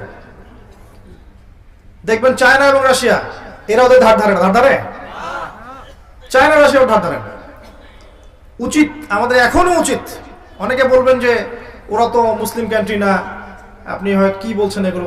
আমি ডিপ্লোম্যাটিক্যালি বলছি, ডিপ্লোম্যাটিক্যালি আমাদের এখনো উচিত চায়না রাশিয়ার দিকেই ঝোঁকা এবং তাদের সাথে অ্যালায়েন্স তৈরি করা, ফ্রন্ট তৈরি করা। যখন পরাশক্তি লড়বে, কোন একটা পরাশক্তির পক্ষে যাবেই উন্নয়নশীল কান্ট্রিগুলো। চায়না রাশিয়া এখন বেস্ট অপশন। দেখবেন সারা ওয়ার্ল্ডকে এই ইকোনমি রুল করে ফেলছে এখন চায়না। সব জায়গায় দেখবেন চাইনিজ প্রোডাক্ট, যদিও ওরা ইসলামিক কান্ট্রি নয়, কিন্তু অনেক সময় ওয়ার্ল্ড ডিপ্লোমেসির খাতিরে এমন কিছু মানুষের সাথেও সখ্যতা, বন্ধুত্ব রাখতে হয় যাদের সাথে রাখলে অপর খারাপ পরাশক্তি আমার কিছু করতে পারবে না। আর এই কথাটা অন্য কান্ট্রি বুঝে ফেলছে, ইরান বুঝে ফেলছে। ইরানের মতো দেশ যাদেরকে এখন নাম শুনলে বলে রাশিয়া, তাই না? বলে যে ওরা তো শিয়া দেশ। শিয়া হওয়ার পরেও তারা ওয়ার্ল্ড ডিপ্লোমেসি বেটার বুঝেছে অনেক সুন্নি কান্ট্রির চাইতে, অনেক নামধারী সুন্নি দেশের চাইতে। শিয়া উদ্দেশিত দেশ হওয়া সত্ত্বেও ওয়ার্ল্ড অ্যাফেয়ার্স তারা বেশি বুঝেছে এবং তারা এই দিকে না ঝুঁকে ওই দিকে ঝুঁকেছে। বুঝতে হবে আপনি কোথায় বাস করছেন। এটা হচ্ছে এখনকার ওয়ার্ল্ড, প্রত্যেকটা বিষয় ওখানে ডিল করা হচ্ছে এবং এইসব ঘটতেই দেখবেন একটা রাষ্ট্র আস্তে আস্তে উন্নত করছে। এবং আস্তে আস্তে মুসলিমদের উপর ডমিনেট করছে। নাম কি? ইসরায়েল। সারা ওয়ার্ল্ডই জানে যে সে জালেম, সারা ওয়ার্ল্ড জানে সে জালেম, সারা বিশ্ব জানে সে জালেম। তারপরেও আরব কান্ট্রিগুলোর কলেজের উপর বসে সে সারা ওয়ার্ল্ডের মধ্যে আরবের তেল নিয়ন্ত্রণ থেকে শুরু করে, পেট্রো ডলার নিয়ন্ত্রণ থেকে শুরু করে, ইকোনমি, ফাইন্যান্স, মনিটারি সিস্টেম, আপনার এই যে কি বলবো সামরিক বিষয়গুলো, অস্ত্রশস্ত্র, মিডিয়া, প্রযুক্তি, সব কিছু ওয়ার্ড নখদর করে নিয়ে এসেছে মাত্র 70 বছরের ব্যবধানে। মাত্র 70 বছরের ব্যবধানে। এই যে 1914 সাল থেকে 2022, এই 100 বছর, আর ধরে না 1947 সাল থেকে এই 2021 এই সাল পর্যন্ত, এইটুক সময়ের মধ্যে এই রাইজ করেছে সেভাবে। এবং এই রাইজিংটা সে বিগত 2000 বছর ধরে করতে পারেনি। বিগত 2000 বছর ধরে এরা বিশ্বের আনাচে কানাচে ঘুরেছে, কোনো দেশ ছিল না, থাকার জায়গা ছিল না, কোথায় বসবে খাবে এই জায়গা ছিল না। তারা আজকে এই মুসলিমদের কলেজের উপর দাঁড়িয়ে কাজ করেছে। আর তখন আমরা কি করছিলাম? আমরা জিলাপি খাচ্ছিলাম, খোরমা খাচ্ছিলাম, মিলাদ করছিলাম, কবরে সেজদা করছিলাম, মাদারে সেজদা করছিলাম। আমরা তখন আপোষে ইখতিলাফ, হানাফি, আহলে হাদিস, সালাফি, তোমার হাত বাঁধা নামির উপরে আমার নিচে, রফুল এদান করা না করা, পায়ে পা লাগানো না, এগুলো নিয়ে ব্যস্ত ছিলাম। আর এগুলোর দিকে ফোকাস না করে অভ্যন্তরীণ ক্রন্দনে লিপ্ত থাকলে এখানে নবীর শান নষ্ট হয়নি? চোখের সামনে এদের উত্থান যখন হলো, আর আমরা যখন আপোষে এভাবে বিভক্ত ছিলাম, ইখতিলাফে ব্যস্ত ছিলাম, হালুয়া রুটি সামাই খাচ্ছিলাম, তখন নবীর শান নষ্ট হয়নি? সুবহানাল্লাহ। আপনাকে সিচুয়েশন বুঝতে হবে। এখন এই সিচুয়েশনটা রিড করতে হলে বাহ্যিক চোখ দিয়ে দেখলে আপনি সব বুঝতে পারবেন না। কিভাবে বুঝতে পারবেন? আপনাকে খিজির আলাইহিস সালাম হতে হবে। কে খিজির? সূরা কাহফ খুলেন। নবী মুসা এবং খিজির আলাইহিস সালাম, তাদের একটা গল্প আছে না? কয়জন পড়েছে সূরা কাহফ? হাত তুলেন। যেই সূরা আপনাকে মাসিহুদ দাজ্জাল থেকে বাঁচাবে, এই সূরা পড়েছেন 10% মানুষ। দাজ্জালের ফিতনা থেকে বাঁচবেন কিভাবে? আল্লাহর নবী বলেছেন সাল্লাল্লাহু আলাইহি ওয়াসাল্লাম, এই সূরা আপনাকে মাসিহুদ দাজ্জালের ফিতনা থেকেও বাঁচাবে। তাই বলেননি? জুমার দিনে পড়তে বলেছেন, প্রথম 10 আয়াত মুখস্থ করতে বলেছেন। এই সূরার মধ্যে এমন কিছু আছে যা আপনাকে দাজ্জালীয় ফিতনাগুলো চিনতে শেখাবে এবং আপনাকে বিরত থাকার পথ পদ্ধতি বলে দিবে। যদি নাই পড়েন, নাই বোঝেন, কেমন করে শিখবেন? এখানে বসেন তো ভাই, প্লিজ বসেন। আপনারা নবী মুসা আলাইহিস সালাম আর খিজির আলাইহিস সালামের ঘটনা আছে না? মুসা আলাইহিস সালাম বলেছিলেন যে আমি বিশ্বের সবচেয়ে জ্ঞানী মানুষ। আল্লাহ পাক ধরেছেন, না তুমি জ্ঞানী মানুষ নও সবচেয়ে, আরেকজন বান্দা আছে আমার, সে তোমার চেয়ে বেশি জানে। তার নাম খিজির। খিজির মানে শ্যামল। তিনি যেখানে বসতেন সেই জায়গা সবুজ হয়ে উঠত। মুসা আলাইহিস সালাম বললেন যে আমি তার সাথে মিট করতে চাই, জ্ঞান শিখতে চাই। আল্লাহ পাক বললেন একটা মাছ নাও, এই যে থলির মধ্যে রাখো, সফর করতে থাকো। মাজমাউল বাহরাইন, দুই সাগরের মিলনস্থলে তুমি তাকে পাবে। যখন দেখবে মাছটা জীবিত হয়ে সাগরে চলে গেছে, তখন সেখানে তুমি ওকে পাবে। সফর করতে থাকলেন, এক পর্যায়ে পেলেন। পাওয়ার পরে বললেন আমি আপনার কাছে জ্ঞান শিখতে চাই। তো খিজির আলাইহিস সালাম বললেন ইন্নাকা লান তাসতাতিআ মাইয়া সাবরা, তুমি আমার কাছে ধৈর্য ধরতে পারবে না, তুমি আমার সাথে ধৈর্য ধরতে পারবে না। মুসা আলাইহিস সালাম বললেন ইনশাআল্লাহ আমি ধৈর্য ধরবো। ইনশাআল্লাহর বরকতে তাকে সাথে নেওয়া হলো। সফর করতে থাকলেন। 3টা ঘটনা ঘটলো। কি ঘটনা? একবার ওই নৌকা ফুটা করে দিলেন, মনে আছে? অনেকে মাথা নাড়ছেন, কেউ নাড়ছেন না। মনে আছে? নৌকা চলে গেলেন, মাঝি নৌকা পার করলো, ফ্রি অফ কস্ট, টাকা নিলেন না, কিন্তু নৌকা খিজির আলাইহিস সালাম ফুটা করে ফেললেন। অপরাধ না?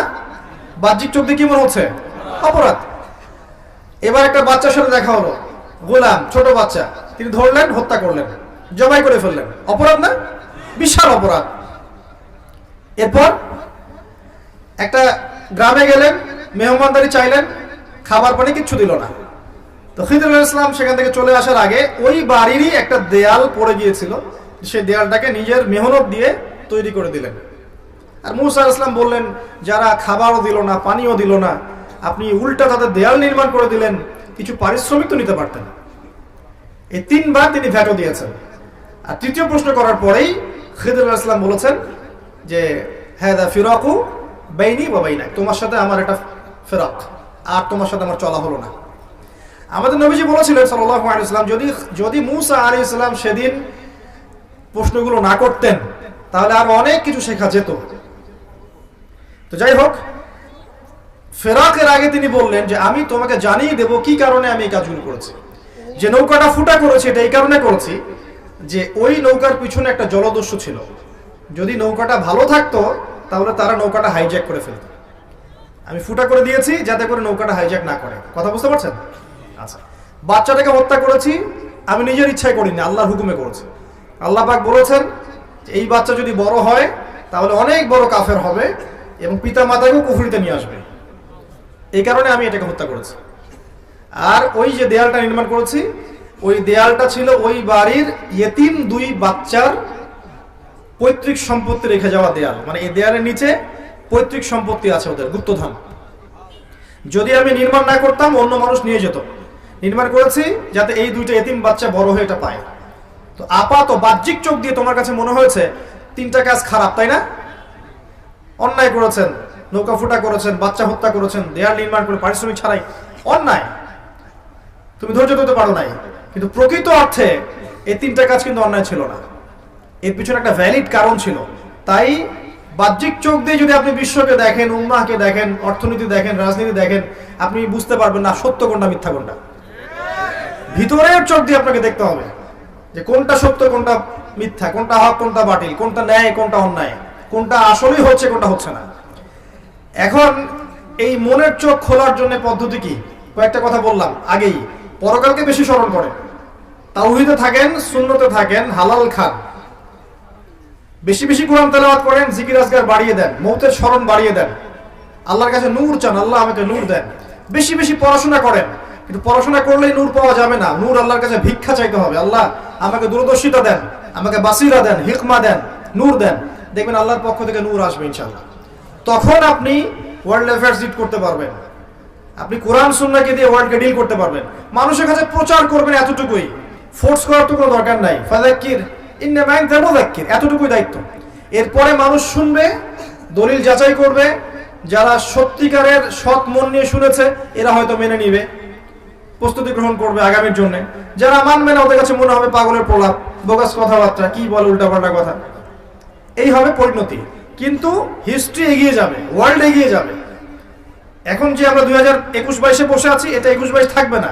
আস্তে আস্তে ওয়ার্ল্ড এগিয়ে যাবে, আরো জলোচ্ছ্বাস আসবে, ভূমিকম্প আসবে, ম্যাসাকার হবে, আরো মহামারী ছড়াতে পারে, আরো পলিউশন হবে ওয়ার্ল্ডে, পরাশক্তিদের মধ্যে যুদ্ধ বাঁধবে, নিউক্লিয়ার যুদ্ধ পর্যন্ত হতে পারে, ওয়ার্ল্ডে নিউক্লিয়ার যুদ্ধ পর্যন্ত হতে পারে। ওয়ার্ল্ড এমন একটা জায়গায় বসে আছে, ওয়ার্ল্ডের এই যে ইকোনমিক সিস্টেমটা কোলাপস করে যেতে পারে, টেকনোলজি যেগুলো আছে এগুলো নাও থাকতে পারে। যাই হোক, কিন্তু সামনে যে মুসলিমদের একটা কঠিন সময় আসছে এটা স্পষ্ট। এবং এর পরে যে আল্লাহ রাব্বুল আলামিন মুহাম্মদ সাল্লাল্লাহু আলাইহি ওয়াসাল্লামের বংশধরদের মধ্য থেকে একজনকে বের করবেন, যার নাম মুহাম্মদ, যার বাবার নাম আব্দুল্লাহ, যার মায়ের নাম আমিনা, যিনি মদিনা থেকে মক্কায় আসবেন। মক্কায় মানুষ তার হাতে বায়আ নেবে এবং তিনি ইসলামিক এই যে হুকুমত এটা মদিনায় কায়েম করে ফেলবেন ইনশাআল্লাহ। এবং সেখান থেকে তার সাথে পরশক্তিদের ব্যাটল হবে, তিনি পেরে উঠবেন না। এক পর্যায়ে মাসিহুদ দাজ্জাল আত্মপ্রকাশ করবে এবং এই মাসিহুদ দাজ্জালকে হত্যা করার জন্য, মারার জন্য আল্লাহ পাক সত্যিকারের মাসিহকে পাঠাবেন। তিনি কে? ঈসা ইবনে মারইয়াম। তার হাতে মাসিহুদ দাজ্জাল নিহত হবে এই প্যালেস্টাইনের এই যে বাবে লুদ, যেটা প্যালেস্টাইনের মধ্যে আছে এখন। এরপরে তিনি 40 বছর জেরুজালেম থেকে সারা বিশ্বে খেলাফা কায়েম করে দিবেন। একটা কাঁচা বাড়ি, একটা পাকা বাড়ি বাদ থাকবে না যেখানে আল্লাহর কালিমা প্রবেশ করবে না। 40 বছর চলবে, বারাকা আসবে, প্রচুর বৃষ্টিপাত হবে, মাটি উর্বর হবে, অন্য একটা পৃথিবী মানুষ দেখবে। এই পৃথিবী থাকবে না। মানুষ মানুক আর না মানুক ওয়ার্ল্ডের দিকে যাবে, আস্তে আস্তে সময়ের দিকে যাবে। 10 বছর পরেই হোক, 100 বছর পরেই হোক, 200 বছর পরেই হোক, কত সালে হবে আমরা জানি না। কেউ সাল মেনশন করে কথা বলতে পারবে না, বলা উচিত না, কিন্তু এটা হবে। তারপরে ওয়ার্ল্ড আবার সেই প্রাচীনতায় ফিরে আসবে, শুধু ইসলাম আর ইসলাম দেখবেন। এরপরে এমন একটা প্রজন্ম আসবে যারা এত কুৎসিত হবে, এত জঘন্য নোংরা হবে, রাস্তার মোড়ে মোড়ে দাঁড়িয়ে জেনা করবে। আল্লাহ পাক এই জেনারেশনের সামনে পশ্চিম দিক থেকে সূর্য ওঠাবেন এবং সরাসরি কিয়ামত সংঘটিত করবেন। ওই দিন আমরা দেখতেও চাই না এবং ওই জেনারেশনে অন্তর্ভুক্ত হতেও চাই না। সামনে এই সময়গুলো আসবে। এখন মাঝখানে এই সময়টাতে আপনার প্রিপারেশন কি করতে যাচ্ছেন? একটা মাহফিল যথেষ্ট? শুধু 5 ওয়াক্ত নামাজ পড়াই কি যথেষ্ট? আমরা যা করছি দিনের জন্য, একটা মাদ্রাসায় বসে শিক্ষকতা করছি, ধরেন 5 ওয়াক্ত নামাজ পড়ছি, একটা ব্যাংকে বসে আছে, একটা চাকরিতে বসে আছে, বা সমাজের নেতৃস্থানে কোনো জায়গায় বসে আছে, এটাই কি এনাফ ইসলামের বিজয়ের জন্য? সবার জায়গা থেকে সবাই যদি দিনের বোঝাটা কাঁধে না নেই, তাহলে কি বিজয় হবে? শুধু শোডাউন করে হবে? একে অপরের সাথে কাদা ছোড়াছড়ি করে হবে? অভ্যন্তরীণ বিভক্তিতে হবে? এই দল ওই দল মারামারি কাটাকাটি এগুলো করে হবে? হবে না। আমাদেরকে এগিয়ে যেতে হলে, আবারও বলছি, স্পেশালি ইয়াংদেরকে বলছি, প্রচুর পড়াশোনা করতে হবে, প্রচুর পড়াশোনা করতে হবে। আমাদের এখন পড়াশোনাই জিহাদ। এটা বড় একটা কাজ। আপনি মনে করছেন যে ইসলামিক জিহাদের কনসেপ্ট আছে, আপনি একসময় আল্লাহর পথে যাবেন, শাহাদাত বরণ করবেন, ইত্যাদি ইত্যাদি। জ্ঞান অর্জন করেন, আগে পড়েন, কোরআন পড়েন, আরবি ভাষাটা শেখেন, হাদিসের বইগুলো পড়েন, ইসলামের ইতিহাস পড়েন, ফিলোসফি পড়েন, ওয়ার্ল্ড অ্যাফেয়ার্স গুলো বোঝেন, জ্ঞান অর্জন করে স্মার্ট হন। আপনাকে ওয়ার্ল্ডটাকে ডিল করতে হবে, আপনাকে সিচুয়েশন বুঝতে হবে, তারপরে আপনি যেন অনুযায়ী আমলে যান, পরিবার গঠনের দিকে যান, হালাল রিজিকের দিকে যান, একটা নেককার মেয়েকে বিয়ে করেন, পরবর্তী প্রজন্ম গড়ে তোলেন। আস্তে আস্তে আস্তে আস্তে আপনি আপনার জান, আপনার মাল, সময়, শ্রম, মেধা দিয়ে দিনের খেদমত করতে থাকেন। এবং আমরা কোন পরিবেশে বসবাস করছি এটা বোঝার চেষ্টা করেন, স্মার্টলি দিনের কাজ করেন। এমন কোনো ইনিশিয়েটিভ নেবেন না যাতে উম্মার উপকার যে ক্ষতি হয়ে যায়। আপোষের ইখতিলাফগুলো দূর করে ফেলেন। ইখতিলাফ করতে থাকলে কিয়ামত পর্যন্ত কোনো সলিউশন আসবে না, কোনোদিন সলিউশন আসবে না। যতই ইখতিলাফে আপনি কাউন্টার দেন, সে আরেকটা কাউন্টার দিবে, আপনি আরেকটা কাউন্টার দেন, সে আরেকটা কাউন্টার দিবে। বিশ্বাস করেন, শুধু এই কারণেই, শুধু এই কথা চিন্তা করেই আমার জীবনে আমি এমন অনেক ক্ষেত্রে চুপ থেকেছি যেখানে আমি 10টা লাইন বলতে পারতাম, ইচ্ছা করে আমি চুপ থেকেছি। কারণ আমি যদি 10 লাইন বলি, আর একজন 20 লাইন বলবে, সে যদি 20 লাইন বলে, আমি আরো 10 লাইন বলতে যাই, সে আরো 30 লাইন বলবে। এই সিলসিলা চলতে থাকলে সলিউশন কখনো আসবে না।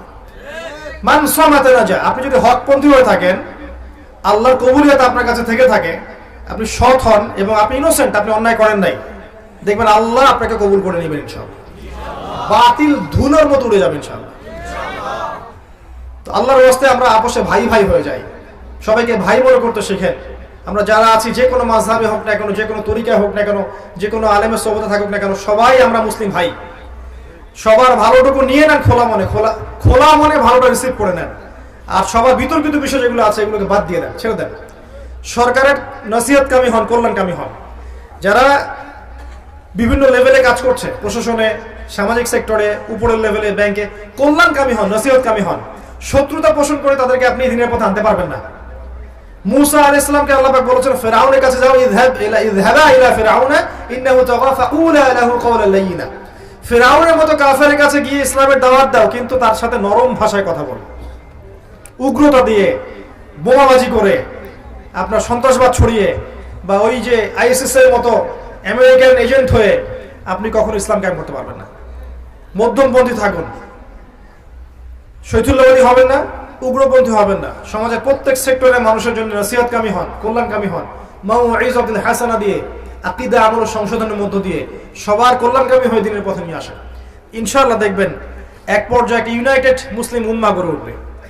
আমি বিশ্বাস করি যে আমরা যদি একসময় নাও থাকি, ইনশাআল্লাহ এমন একটা প্রজন্ম আসবে সামনে, যারা ইনশাআল্লাহ তাআলা দেখবেন প্রকৃত ইলম অর্জন করবেই ইনশাআল্লাহ।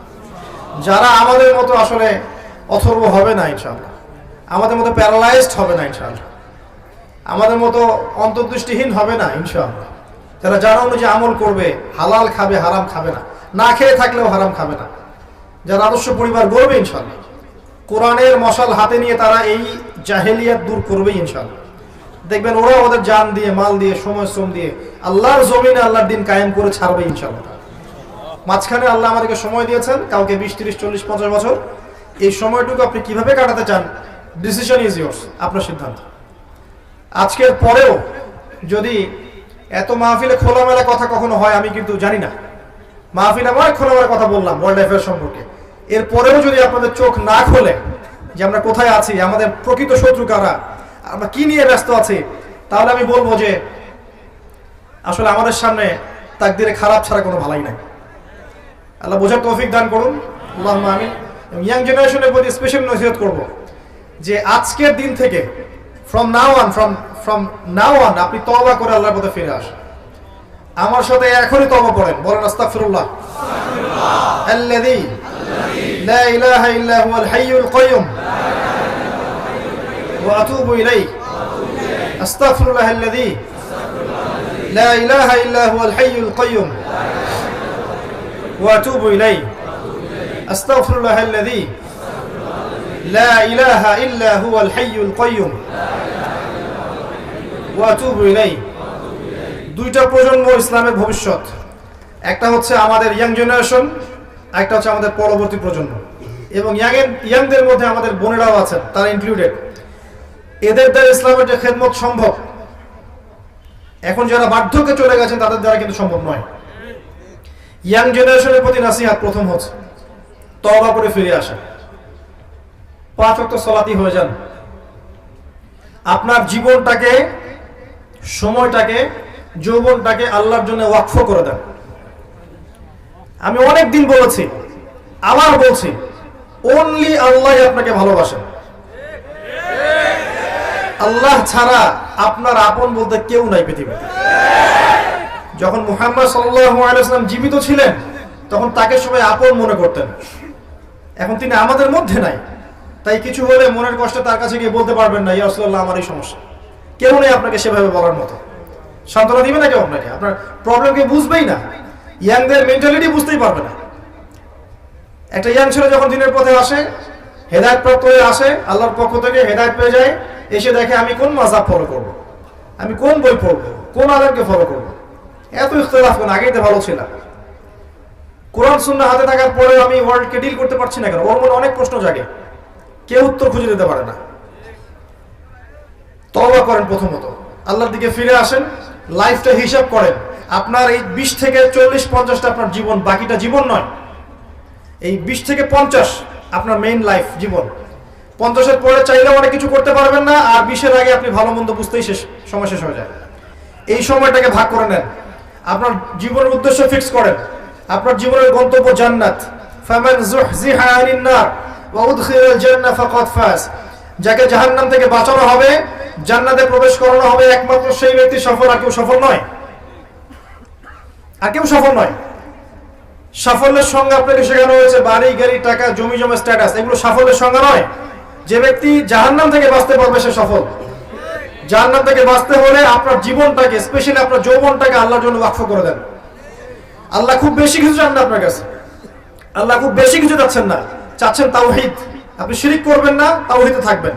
চাচ্ছেন সুন্নাহ, আপনি রাসূলের সুন্নাহে থাকবেন, আপনি বেদাত করবেন না। চাচ্ছেন যে আপনি 5 ওয়াক্ত নামাজ পড়েন জামাতের সাথে, পারবেন না?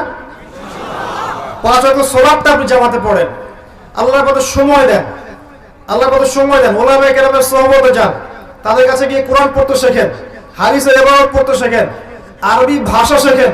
আমাদের বোনেরা হিন্দি শেখে না, শেখে না, হিন্দি বলতে পারে না। কেমনে পারে? সিরিয়াল দেখে পারে, সিরিয়াল দেখে পারে। তাহলে আপনি যদি 2টা বছর আরবি দেখেন, আপনিও পারবেন ইনশাআল্লাহ। আরবি দেখেন, আরবি বোঝেন, আরবি বলেন, কনভারসেশন করেন, ইনশাআল্লাহ দেখবেন আপনি আরবি শিখতে পারছেন, আরবি দিয়ে কোরআন বুঝতে পারছেন ইনশাআল্লাহ। আরবি শিখতে হবে।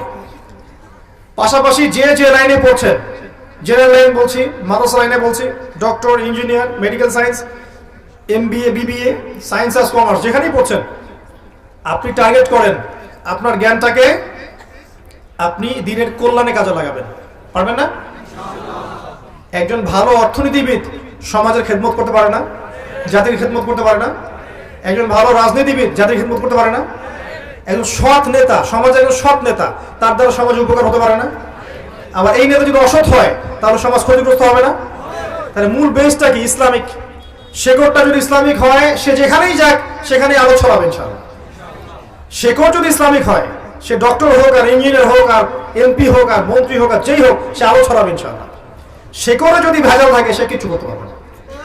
তো আপনি যেখানেই থাকেন, যে প্রফেশনে থাকেন, ওইটাকে আপনি দিনের কল্যাণে কাজে লাগান। আল্লাহ বেশি কিছু চান না আপনার কাছে। বেশি বেশি ইস্তেগফার করেন, বেশি থেকে বেশি কোরআন তেলাওয়াত করেন, একটা দিনে এক পারা করে পড়ার চেষ্টা করেন, আরবি শেখেন, কোরআনের অর্থগুলো বোঝার চেষ্টা করেন, বিষয়ভিত্তিক বই কেনেন, বাসায় লাইব্রেরি করে তোলেন, বাসায় প্রাইভেট লাইব্রেরি করেন। আপনাদের ঢাকা থেকে বাংলা বাজার কাছে, বাংলা বাজারে যাবেন, সাবজেক্ট ধরে ধরে বই কিনবেন। প্রত্যেক মাসে 2000, 3000, 5000 টাকা বই কিনবেন। টাকা কে দিবে? টাকা আল্লাহ দিবেন, আল্লাহই দিবেন ইনশাআল্লাহ। দেখবেন 5000 টাকা সারা মাসে আপনি চা পানি খেয়ে নষ্ট করেন, স্মোক করে নষ্ট করেন, করেন না? 5000 টাকা আপনি মাসে দেখবেন ওই যে নেশা করে নষ্ট করতেছে। আর মাশাআল্লাহ, গার্লফ্রেন্ড থাকলে তো 5 দিয়ে হবে না, মাসে 15-20 চলে যাবে নাকি? আর গার্লফ্রেন্ড যদি একাধিক হয় তাহলে মাশাআল্লাহ। অতএব প্রিয় ভাইরা, গার্লফ্রেন্ড আপনাকে ভালোবাসে না, আপনার অবস্থানকে ভালোবাসে। এটা আমি বলেছি, একজন পোস্ট করেছে ফেসবুকে, সেখানে দেখলাম কিছু মেয়ের কমেন্ট করছে যে না, আমরা সত্যি ভালোবাসি। তো আসল বক্তব্য হচ্ছে, এটা তো অংশ গিয়েছে। আপনি বলেন যে আমি এক সলিউশন বলেছিলাম, যদি দিনদার হয়, দেখেন দিনের বুঝ আছে, আপনার কথায় আনুগত্য করে, তার বাবাকে গিয়ে বিয়ের প্রস্তাব দেন। যদি রাজি হয় মাশাআল্লাহ, বিয়ে করে ফেলেন, প্রেম করার দরকার নেই, বিয়ে করে ফেলেন। আসল প্রেম শুরু হবে বিয়ের পর ইনশাআল্লাহ।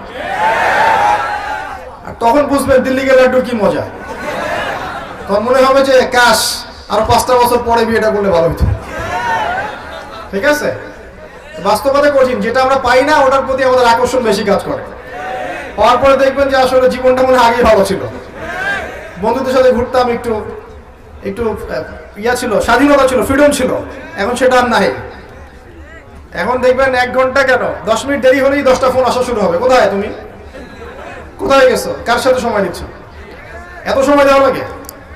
আচ্ছা, বিয়ের প্রস্তাব দেন, যদি বাবা রাজি হয়, পরিবার মেনে নেয়, আপনার একটা হালাল রিজিকের সোর্স থাকে, আপনি বিয়ে করে ফেলেন।